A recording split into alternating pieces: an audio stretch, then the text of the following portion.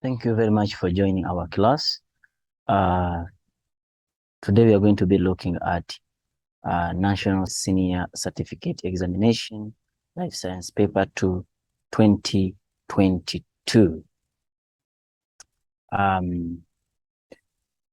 Let's go through objectives and most of the questions which are likely to have some challenges, and then we try to crush or smash those challenges so that when it's time for you to write your final exam, you can still answer these questions.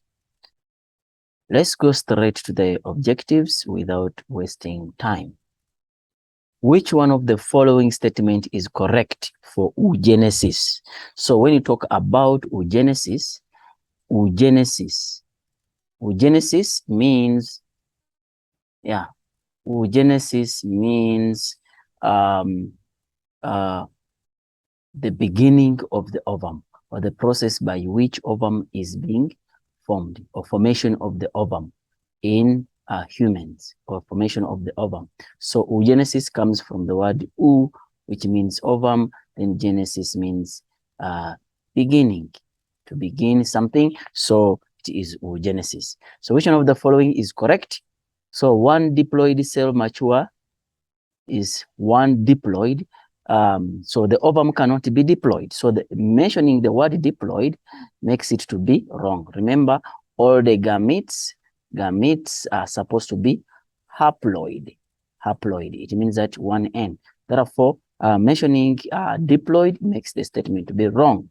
One haploid, yes, haploid mature ovum is formed. Remember, in oogenesis, let me show you here.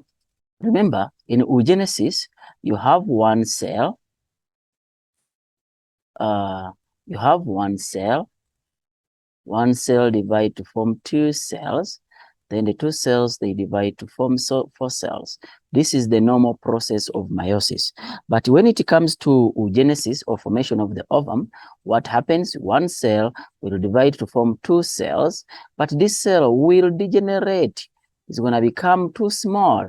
So it means that's why you call it a polar body. And then these two, also you form 2 here, yes, but one will not develop. So it means that it is going to become a polar body. So it means that when this one also undergo meiosis, they're going to form small cells. So these ones are just minor cells. Only one of it will develop into an ovum. That's why, and this, because it is a gamete, it's going to be haploid. That's why we say that you form a haploid, one cell, only one cell will develop, and this cell must be haploid. That is the meaning. So when we go back here, we shall see that one haploid cell, yes, one haploid mature ovum is formed, which is correct. Then they are saying that the structure in which the eye, the structure in the eye that contain high concentration of blood vessels and provide oxygen and nutrients to the retina. How do we call that structure? So if you look at the eye, the structure of the eye, yes, the dark part of the eye. Let's go to our book and see exactly what I'm trying to show you or trying to mean. So this is the part we are talking about. This part which you see, which we call the choroid. That's the part which you're talking about. It has a lot of functions. Among the function is to have blood vessels which provide oxygen and nutrients to the retina, so that now the retina can function properly. So the answer becomes B. That part is called choroid. Then we go to another question, which is the vagina. Transports urine to the outside. Vagina, does it transport urine to the outside? No, it's not the vagina, because the outlet of the urine, for the case of the female, it is just next to the outside. It's just the outside part of the vagina. And then they're saying that it is a place where fetus develop. It can't be, otherwise you'd have seen the baby developing outside.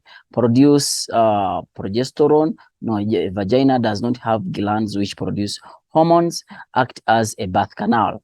We usually know that the second name for the vagina is called the birth canal. Therefore, that marks it to be the correct answer. Then question 1.4, they are saying that the list below gives the characteristic of some young birds immediately after hatching. If you look at after hatching, eyes are open. Okay. They're saying can move around, cannot feed themselves, cannot feed themselves, no feathers. Which one of the following combination represents the characteristic of precursor? So when you talk about precursor, we are talking about when the bird is born, when it is prepared. It means that it can walk, it can fend itself, it can have all the features which can make this bird to live in environment. So you will see that because it's born prepared, the eyes must be able to see. So this point is correct. And then number 2, can move around. Even this one is correct. These two are correct. And then cannot feed them. This one is wrong. This one is also wrong. So if where I have 1 and 2, then it means that that is the correct answer.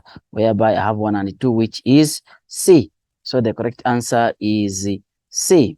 Then they are saying that cornea, 1.5, the cornea and the lens are both.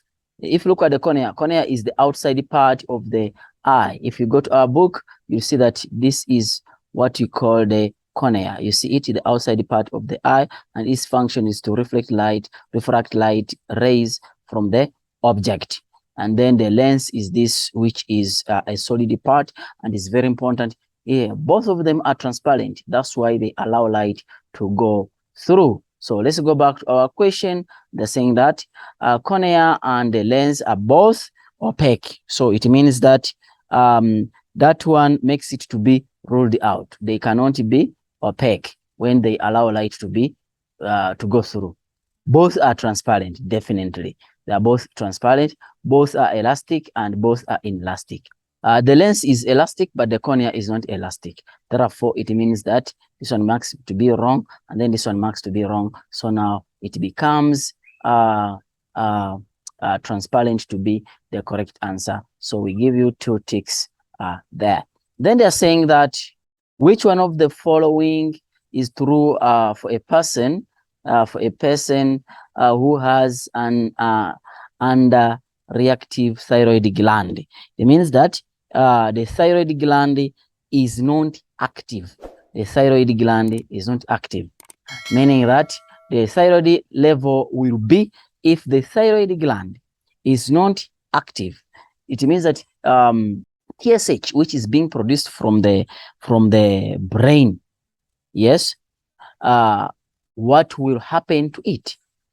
It means that if it's inactive, it means that the TSH, the thyroxine will not be produced, because if it is inactive, then it means that the thyroid gland cannot produce thyroxine. So you have to know the function of the thyroid gland, that if the function of thyroid gland is to produce thyroxine. Yes, to produce thyroxine. So if it produces thyroxine, it means that now it is inactive. It means that no thyroxine anymore. So therefore, it means that now the thyroid stimulating, this hormone which stimulates the thyroid gland will not be produced. And then now it means that if the thyroid gland is not functioning, then it means that thyroxine will not be produced. Therefore, now we come high level and low metabolic rate. High level of thyroxine, the thyroxine level will be high. Why? Because the thyroid, the brain will keep on producing TSH to go and stimulate the thyroid gland to produce thyroxine. But unfortunately, the thyroid gland does not work. Therefore, it is going to make the thyroid stimulating hormone to be produced more, keep on producing, because there is no response. The brain keeps on producing. So the level of thyroid stimulating hormone is going to be high. However, what is the function of thyroxine? This one controls the metabolic rate. But now the thyroid gland is not working. Therefore, thyroxine is not being produced. Therefore, it means that the metabolic rate is going to be low. Why? Because we don't have thyroxine in the body. Hence, high level of thyroxine. And then, because the brain is going to keep on producing more thyroid stimulating hormone, and because the thyroid gland cannot produce thyroxine, therefore the metabolic rate is going to be low. Hence, A becomes the correct answer.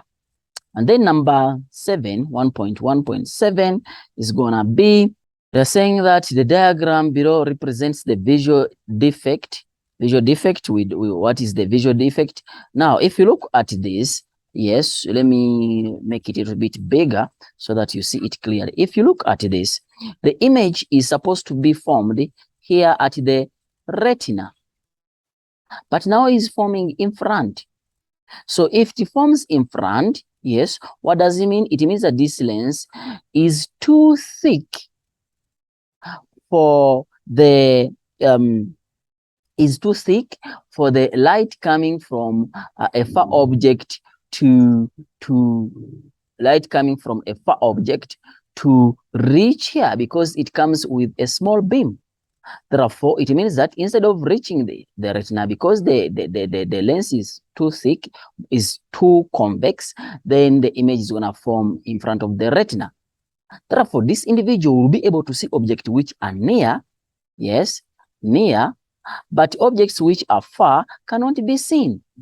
Therefore, because you see objects which are near, we say that this person is having what you call short sight. Remember, if it is more than 6 meters, it becomes far. Less than 6 meters, it becomes near. Now, let's go to the question, because you have seen the defect. Which of the following is correct statement of the visual defect shown above?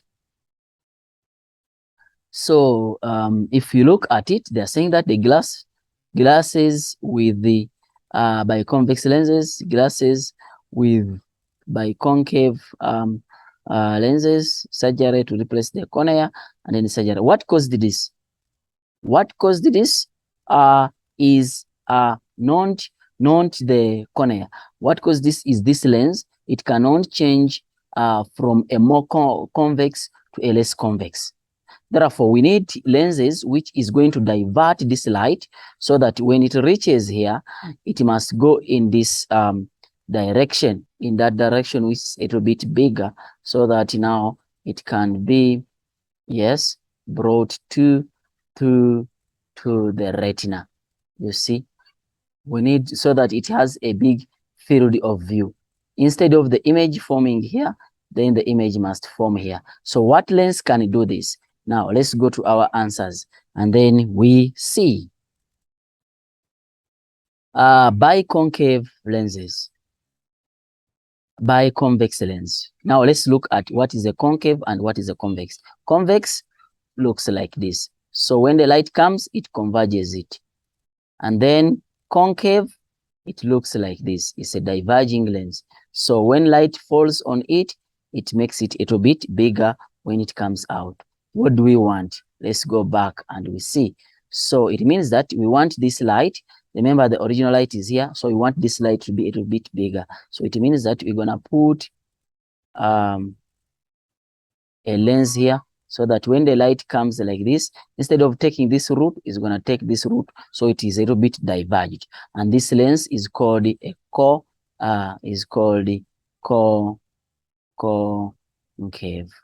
Yeah, it's called the concave lens. Therefore, we go to the question and now see where is the concave lens. It is here, but they are saying bi.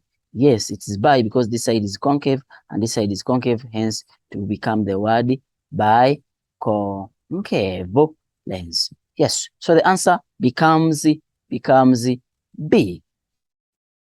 Then we go to 1.8. The list of some component of the nervous system is provided below. Then they are saying that the brain, the cranial nerves, the spinal nerves, and then the spinal cord. Which one of the following combination applies to the central nervous system? Central nervous system is composed of two things, that is the brain and the spinal cord. So you look for where there is the brain and where there is the spinal cord. So let's go to where there is a brain. The brain is part 2, part 1, and then the spinal cord is part 4. So you go for 1 and 4. 1 and 4 only, which is B. And then we go to what about these other ones? These other ones, they belong to what you call the peripheral nervous system, the nervous system of the sides. And then the last question on objective, they're saying that which one of the following is the part of the eye which with the highest concentration of cones. Cones are we have the what called the rods and cones. Cones are very important for light which is bright, and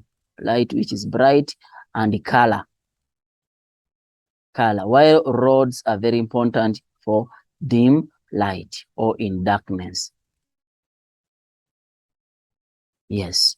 So now they are saying that where do we find this? These are the photoreceptors. These are photoreceptors which are found on the retina. And then we have the highest point where you have the sharpest image. Where is it formed? It is formed at a point called fovea or yellow spot. Yellow spot. So we go to the here and then we find yellow spot to be our answer. If you go to our book and we see where is yellow spot found, we shall see that in our book, the yellow spot is there. And then if you look at it, we say that forms the clearest image, So that marks the beginning of the end of our section A in terms of the objectives. Let's go to section A in terms of the terminologies. Structure in the eye, in the ear that absorbs excess pressure. Wave from the inner ear. How do you call that structure of the ear which absorbs the excess pressure from the inner ear? That structure is called round window. It absorbs the excess pressure from the inner ear. Yes, sometimes we say that, sometimes we say that it absorbs excess pressure from the inner ear, or sometimes we say that it releases pressure from the inner ear. So as I told you that this book you cannot find any question and cannot be answered. So whenever you have challenges, go back to the booklet, it will help you out. All right, then they're saying that the structure in the sperm that contains the enzyme. If you look at the sperm, it has what called the head. Let me just draw a rough structure here. It has a head, a middle piece, and a tail. If you look at here, it has these enzymes. And then this structure is the one which they are looking for, which we call the acrosome. So we call it acrosome. So the answer here is going to be acrosome. Site for fertilization in female. These are fallopian tubes. Fallopian tubes.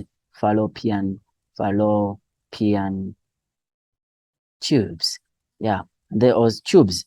Then they're saying 1.2.4. They are saying that visual defect caused by uneven curvature of the cornea. This uneven curvature of the cornea, if it is not the lens, then it is astigmatism.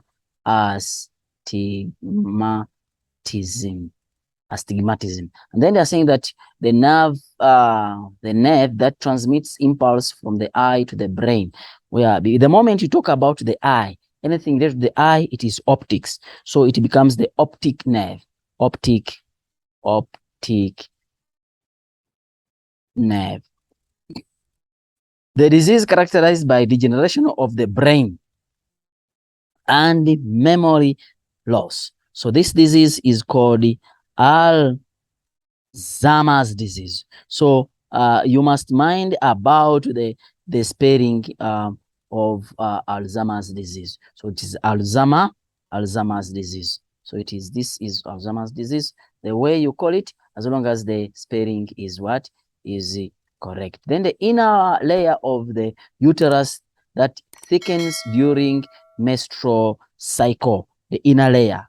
Remember, if you look at the uterus, yes, you find out that it looks like this.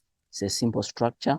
Yes, if that's the vagina, and then you have something like this, you have something like this, and then something like that, and then you have something like this, you have something like this, then you have this wall. So they're looking for these walls, these walls. So how do you call this? We call it endometrium. We call it endometrium. The ball, a hollow ball of a cell forms during embryonic development. How do you call that? We call it blastocyst or blastula. Blastula. Make sure that you know blastula. Yes, we call it blastula or blastocyst. Sometimes people don't know, don't give two answers, just pick one. Yeah, blastocyst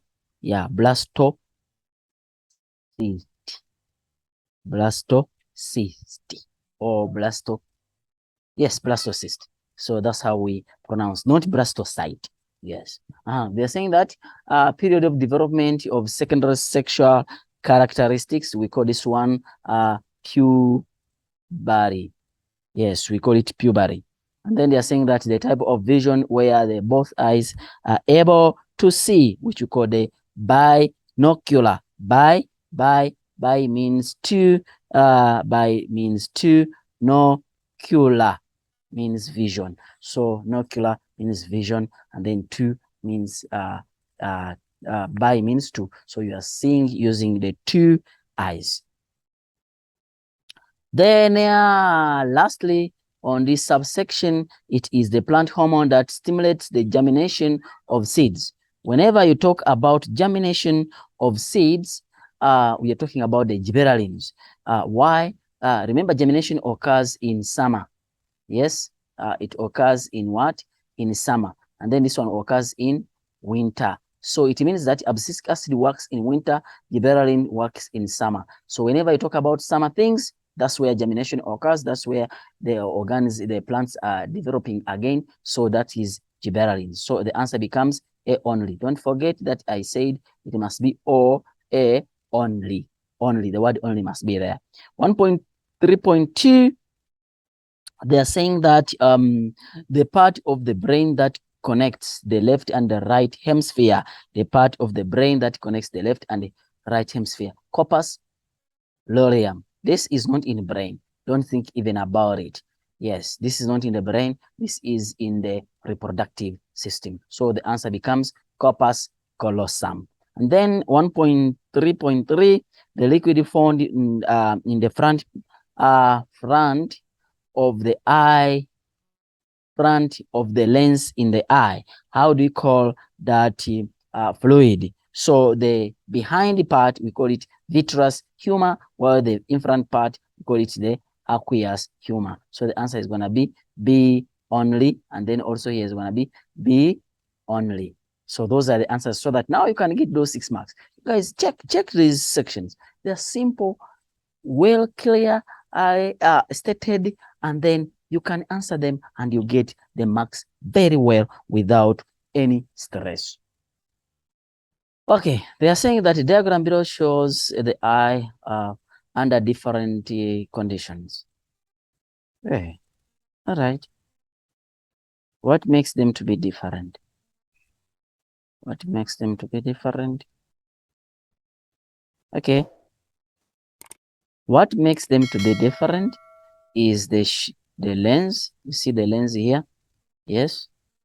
And also the lens. However, this, and this, these are two different conditions. No, yeah, it's the same condition. This and this are also the same conditions. However, this is too thick. It's like showing a near object, meaning that it's more convex. Less convex is showing for the far object. Yes, these two. While this space shows that more light is entering. So it could be for dim light, while this one shows that less light is entering, which could show that is for dim light. It means that this person is dim light near object. Dim light, no. Bright light near object, bright light near object, and then dim light, far object, dim light, far object. So don't forget that if you are talking about accommodation, you talk about the sacral muscle, the ciliary muscles, suspensory ligament, and the lens. And when you're talking about the pyrale mechanism, talk about the sacral muscle, radial muscles, and then the iris. All right, now let's start to answer the question. Name the process that occurs. When the curvature of the lens changes to focus a near or a distant object. Definitely, how do you call that? We call that accommodation. We call that what? Accommodation. So it means that the answer here is going to be accommodation. It's going to be accommodation. And then they're saying that the pupil size to regulate the amount of light. If they are talking about the pupil size, then it's going to be pupillary mechanism. Pupillary mechanism. Then they are saying that give the letter of two diagram A, B, C, or D. A, B, C, or D. That represents what? It represents in dim light. Dim light is gonna be B and D. Why B and D? Is because if you look at this space and this space, they are big, while this space and this space, they are small. So here, more light enters, more light enters here. So it means that this is dim light, this is dim light, also this is dim light. I explain. Dim light, but near object, dim light near object, dim light far object, because the lens is less convex. Okay, they're saying that give the letter of 2, so the answer is gonna be B and B. Yes, or B and D, the same thing. Then they are saying that focusing a distant object, because we are looking at the lens, the shape of the lens, so it's going to be A and B. So the answer is going to be A and B. And then they are saying that give the letter of the 2 diagram, yes, that represents the eye, whose ciliary muscles,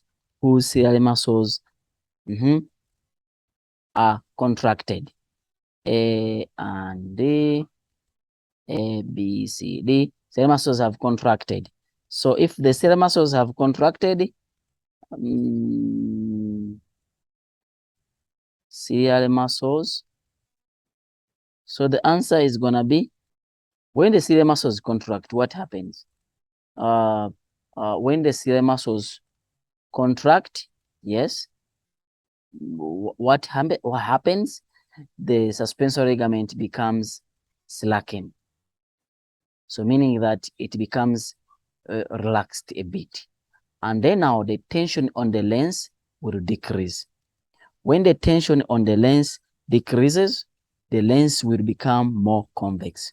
So now we come back here and then we see which one has the lens which is less, is more convex. Then we shall see that it's going to be C and D. So the answer is going to be C and D. The answer is going to be C and D. The answer is going to be C and D. And then radial muscles relax. Radial muscles relax. When the radial muscles relax, remember that test R with R, C with C. Radial muscles relax. Radial muscles relax. Circular muscles contract. And then since we have not mixed them up, therefore it becomes bright light. So it becomes bright light. If it becomes bright light, so what does it mean? Now it means that the diameter of the pupil becomes smaller. So I will go back and look for the diameter of the pupil when it is small. So I'll see that the diameter of pupil is small here, and the diameter of the pupil is also small here. So I'm going to say the answer is A and C. The answer is going to be A and C. Yeah, that's how you can answer such question if you know exactly.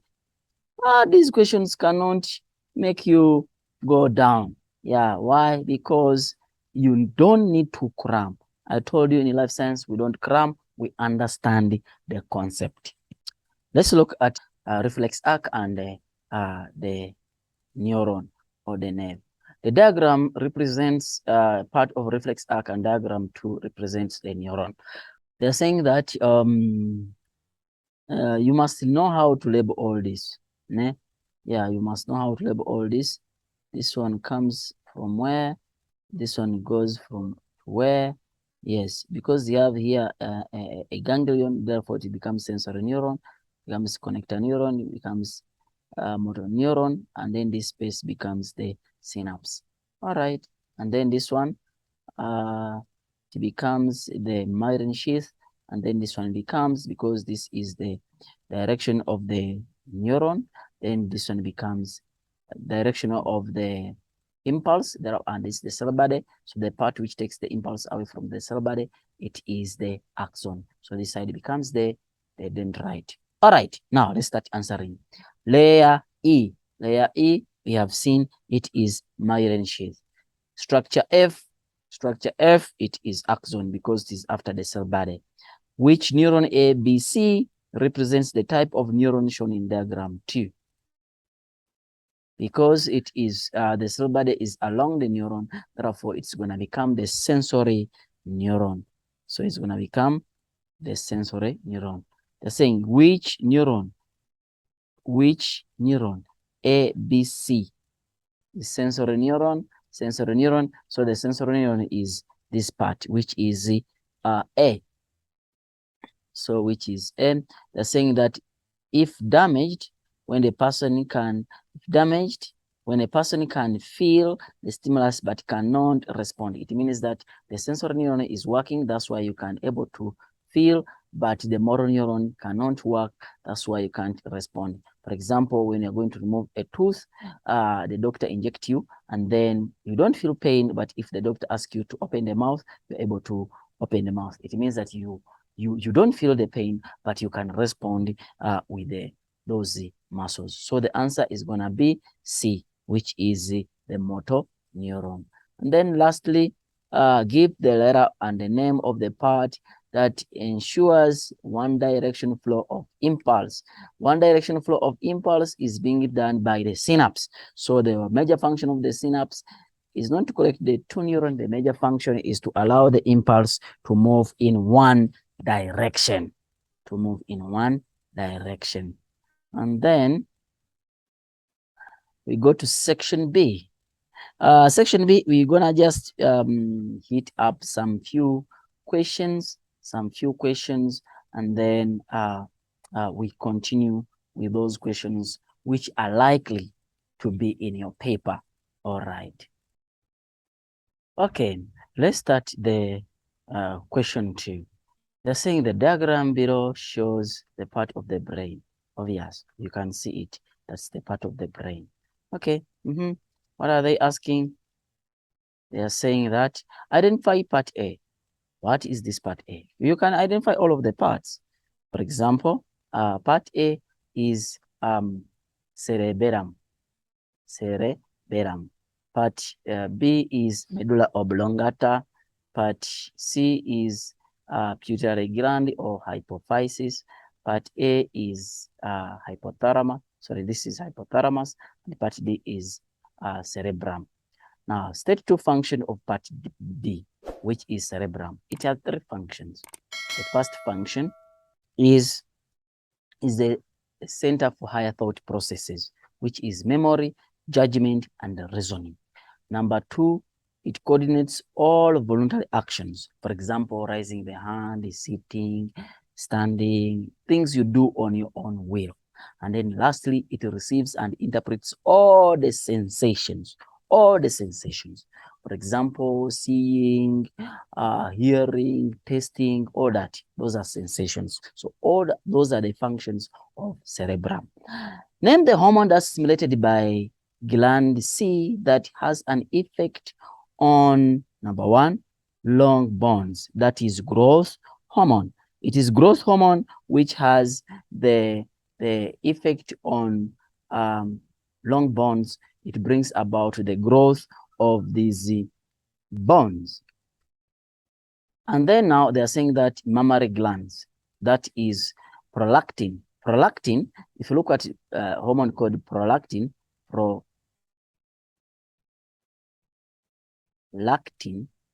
you know the word lactogen from ShopRite. That's milk. So lactin is milk. So lactose is milk sugar. So anything related to it means that is milk. You must think about milk. So the answer is prolactin. And then they're saying that state 1 way in which the brain is protected. It's protected in 3 ways. By the 3 layers, which we call the meninges, the cerebrospinal fluid, and then also by the cranium, the cranium.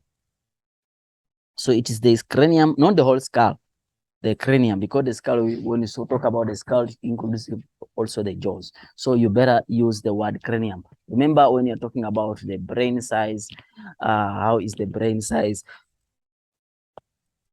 And the cranium, we said that don't talk about skull, talk about cranium. Then they're saying that describe the role of hypothalamus in regulating. How is hypothalamus able to regulate thermoregulation? Remember that how does it control thermoregulation? What is thermoregulation before you know the function of hypothalamus in this regard? Thermoregulation is when the temperature is being kept constant under a narrow range. So how is the hypothalamus able to do this? So when you talk about hypothalamus must work together with the skin. How? Now, this hypothalamus, it will receive and interpret. It will receive, and once it receives, it will interpret the impulse being received. And then, where is this impulse coming from? From the receptor. Where the receptor, it could be the skin or in the blood vessels, depending on where the temperature is, but mostly on the skin. So it receives and then interprets that impulse obtained from the receptor, which is the skin, and then sends the impulse to the blood vessel. So when the blood vessels, when it sends the impulse to the blood vessel, it will depend on whether the blood vessel will constrict or it will dilate. Because they said thermoregulation. They didn't say that in cold conditions or in hot conditions. So when it sends the impulse to the blood vessels will either constrict or will dilate. And then it will not stop there. Yes? It will also influence how much blood is flowing under the skin. So if it is dilated, it means more blood. If it has constricted, it means that less blood will flow under the skin. It does not stop there. Remember, thermoregulation involves the skin and the sweat gland. So now it will also influence the sweat gland, either by the sweat gland producing more sweat or by the sweat gland producing less sweat. So it will influence the blood vessel, the blood which flows on the skin or in the skin or under the skin. And then also it will also influence how the sweat gland will work. So basically you can say that it receives and interprets impulse from the receptor, that is the skin, and also now it sends the impulse to the blood vessels, either to of the skin, either to constrict or to dilate. You understand? And also influences the sweat gland, either to be more active or it becomes less active. Basically, that's what you need to know, because they didn't ask you whether it is cold conditions or in under 40 conditions. Part B is involved in homeostatic control of the carbon dioxide concentration. Yes.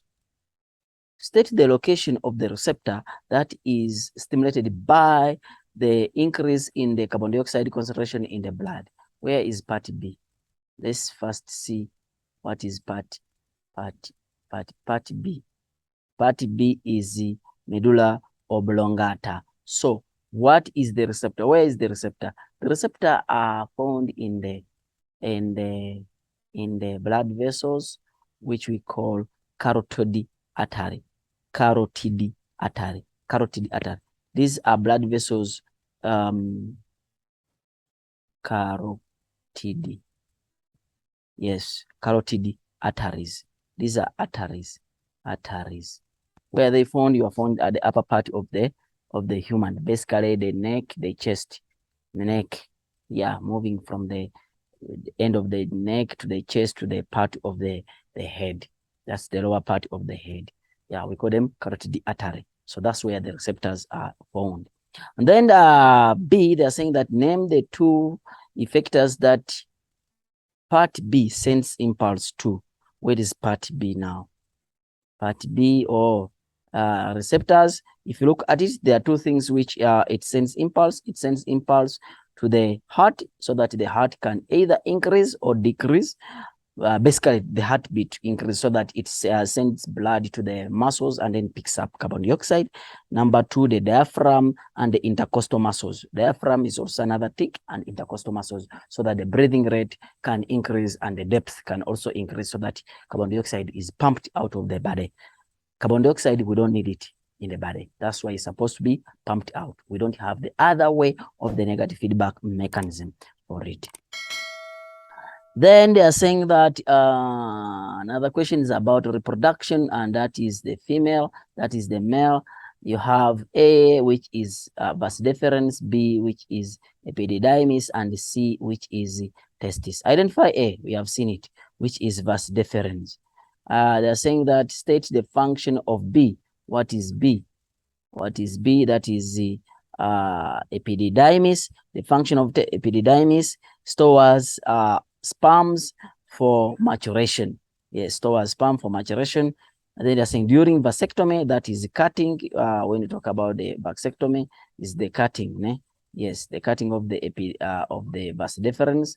A is cut and tied as shown in the diagram. Semen will not be released during copulation. Explain the composition of semen after vasectomy. Yes, basically semens will not contain sperms because now it has been blocked. Eh? If you look at it here, the sperms are here. They have been blocked. It means that they can't go up. So basically, they won't contain sperms. Why? Because they won't be transported. And if they are not transported, it means that what will contain in the semen, it will be only the fluid coming from the accessory glands. And what are the accessory glands? Accessory glands are the prostate gland, vas deferens, prostate gland, Cowper's gland, and seminal vesicle. Those are the 3 accessory glands which are supposed to be there. Then they're saying that explain how this condition may affect fertility. How this will affect fertility. Which situation now? Oh, okay. In some cases, male are born with the part C located inside the body, which it will fail to descend into the scrotum.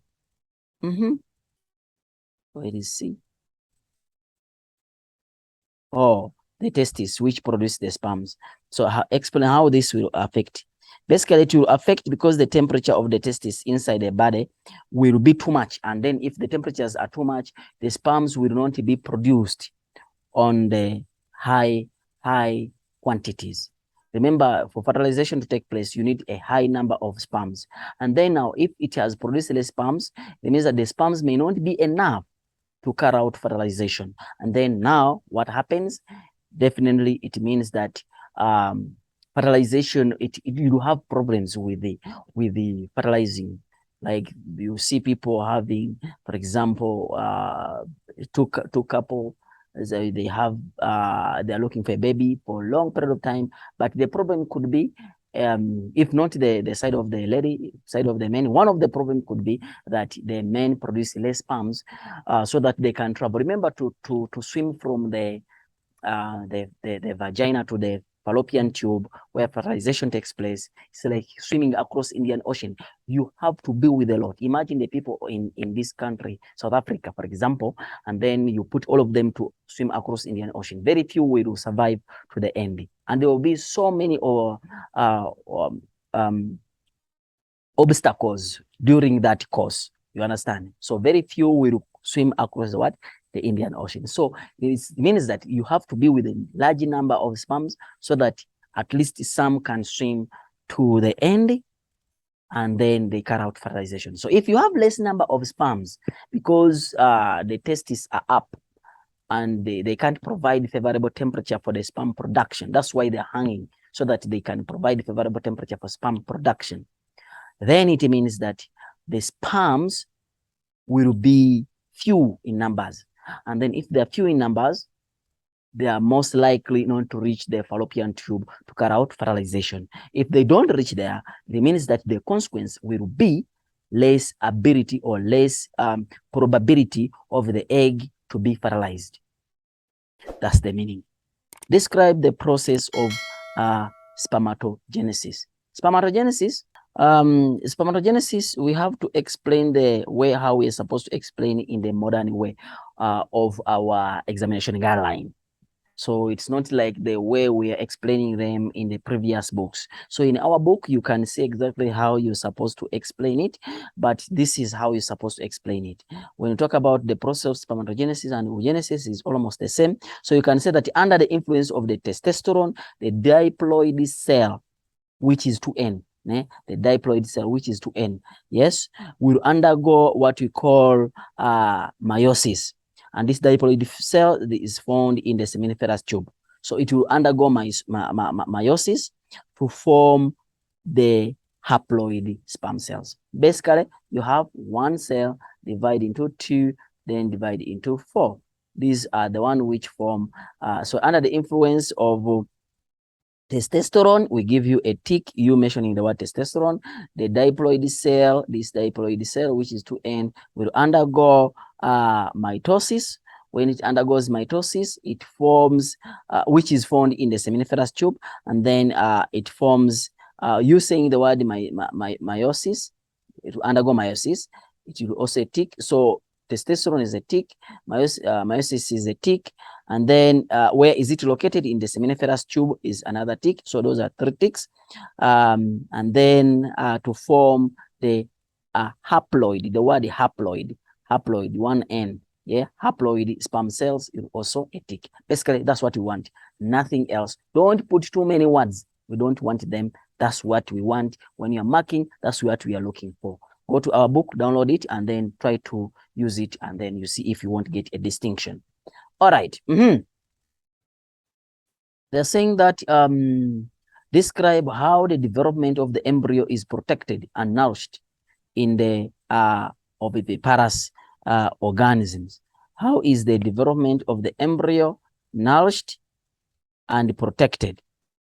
So they are saying that describe how the developing embryo is protected and nourished under oviviparous animals. So these are animals whereby you have ovi, which means the ovum, and then vivi means inside. So it means that the ovum is developing inside the mother's body. Yes, but it does not obtain nutrients from the mother. It obtains nutrients from the ovum. That's why it's called ovoviviparous. So how is it nourished and protected? Basically, you have two questions which you are supposed to answer. So you're supposed to look for way forward for protection, and you're supposed to look for way forward for nourishment. So protection, you look at the amniotic egg, the way the layers, what you call the extra embryonic membranes. The first one is the allantois. This one protects the embryo by removing the waste product. Allantois is basically for waste product. You understand? And then you talk about the amniotic fluid, which is very important for shock absorber. It helps in the shock absorber. Then you can talk about the shell, which is very important for covering and for protection, brings about the protection. These shells, they have holes, small holes to allow the air to go through. Yes. And then you can also talk about it is inside the mother's body. That's why it's called is vivi. It's inside the mother's body. So it means that it won't be eaten by the predators. To eat that egg, you have to eat the mother. Yes. It's like a gate. To reach the eggs, you have to eat the mother, and then you reach the eggs. So it is being protected by the mother. So you can talk about something like that for the baby. But you saying because it is viviparous, you need to talk about is being protected by the mother first, at least. Yes. Then number two is nourished. How is it nourished? The embryo receives nutrients from where? It receives nutrients from the egg yolk, not the mother. I said it. That's why you have this word ovo, not the mother, from the egg yolk. And then also it also receives nutrients from the albumin. That is the outside part, that white part. When you eat the egg, that white part you eat is what called the albumin. So basically, that's what you need to answer on that. Question 3.4. This is the structure of the ear. You need to know exactly what is this. They are saying that the diagram below represents the part of the human ear with the middle ear infection. Middle ear infection. What is the A? You need to know pinna, auditory canal, tympanic membrane, the oscars, because there are three, semicircular canal, oval window, and then eustachian tube, which is filled up with the fluid.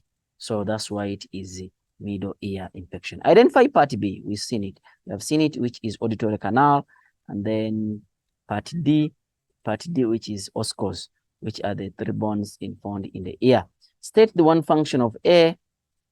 This one is collect and direct sound waves to the auditory canal.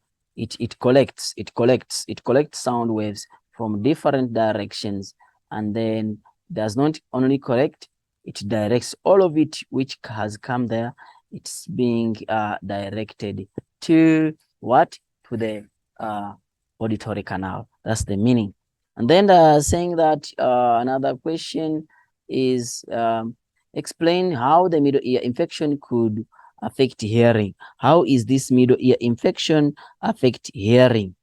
Which is it means that there will be a problem with the part D, these oscars to move freely. So basically you can say that part D, or what you call the oscars. The oscars will not vibrate freely because of the fluid which is inside there. Will not vibrate freely, and then this will cause the oval window not to receive enough vibration. So the over window, because this one is not vibrating freely, the over window will not receive enough vibration, and then there will be no pressure which is being built inside the cochlea.